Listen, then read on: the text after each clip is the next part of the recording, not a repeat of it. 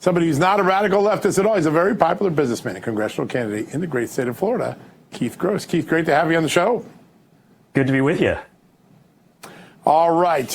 You are doing really well in the polls. People are pretty excited about your candidacy.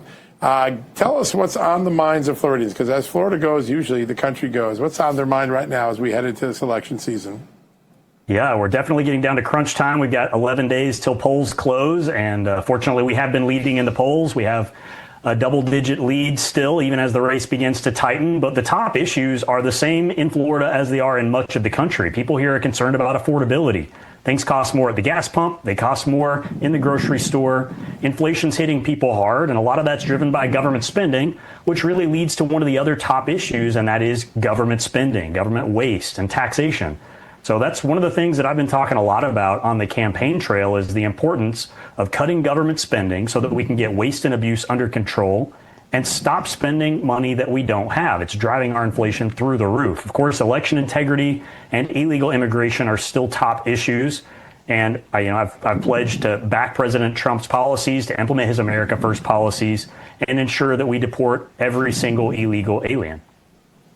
Yeah. Important stuff. All right, you mentioned the economy and taxes, so I got to ask you, because during COVID, Florida became known as Free Florida for being wide open in a time when a lot of states were completely locked down. But there are other freedom-oriented policies that Florida is considering right now, things pertaining to property taxes. And I always say that places like California is where bad policies start. Places like Florida are where good policies start. Is that something that you could see in regards to affordability spreading across other states?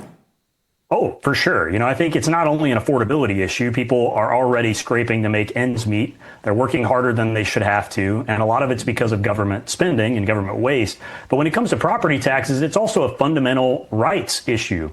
If you can't pay a fee, the government should not confiscate your property. Our nation was founded on certain constitutional principles, and one of those concepts was private property ownership and due process. Well, just because you can't pay a fee doesn't mean you should lose your privately owned property. So I'm hopeful that that will move forward and that, the government can be funded through other means rather than confiscating people's homes. We've got a lot of work to do as it relates to having a conversation at the federal level and see what we can cut, because we don't need this much federal government and we can't afford this much federal government.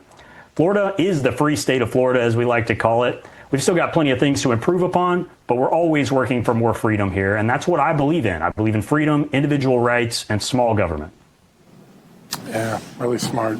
All right, I want to talk a little bit about the Republicans' sex story, because the truth of the matter is, to President Trump and the Congress, even though they're at a standstill on things like Save America, there is a massive amount that has been done. The Trump accounts, the big, beautiful bill, the no tax on tips, the a more safe world. What of those extraordinary accomplishments? Because quite frankly, in 2 years, it's one of the largest agendas ever passed in American history. What is resonating, and what do Republicans need to do a better job selling? Because there is a lot in the ledger on the Republican side that Democrats can't actually claim credit for.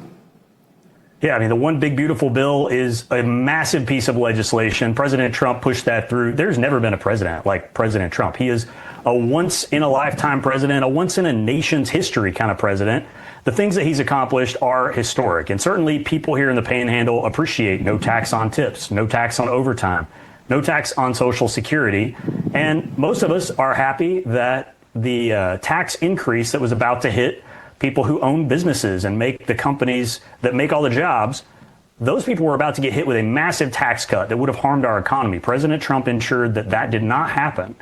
He's been working overtime to ensure that Americans are put first, and that's something that we've got to continue. We've got to codify President Trump's executive orders and ensure that his agenda is fulfilled, because that's what the people of this country voted for.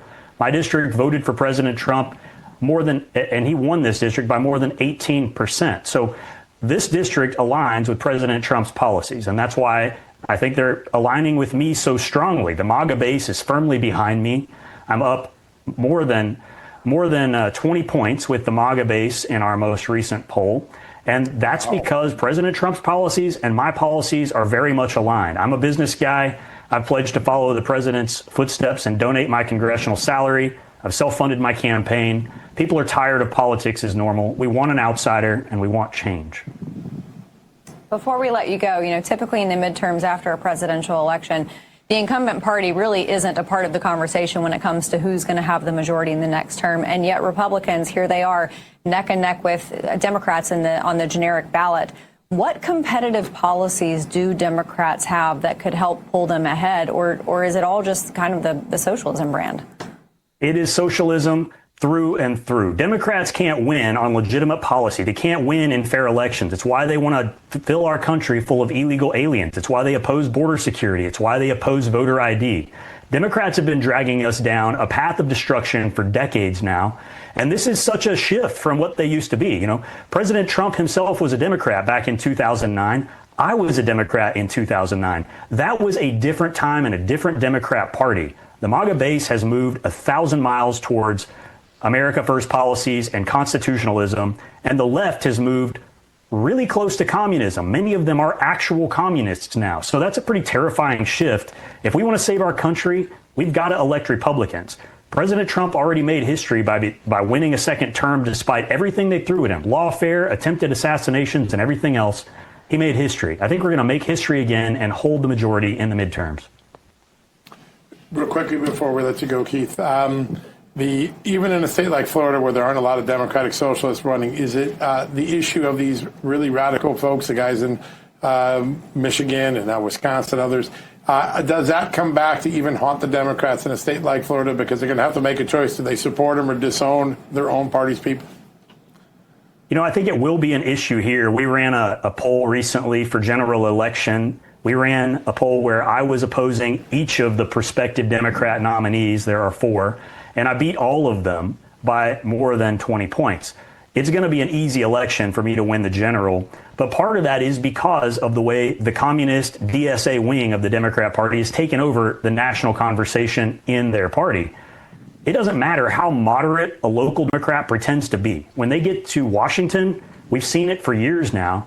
The Democrats vote in a block. They don't break away. They're not allowed to have freedom of thought. They've got to vote the party line, whatever leadership wants. And so I don't care how moderate they are, they're going to be aligned with the DSA wing as soon as they get to D.C. People in Florida know that. They see through it. We're not electing a Democrat. We know better. Yeah, great point. Businessman and congressional candidate in the great state of Florida. I call it the state of the free. Keith Groth, great to have you on today. Thank you so much for joining us, sir. Good to be with y'all.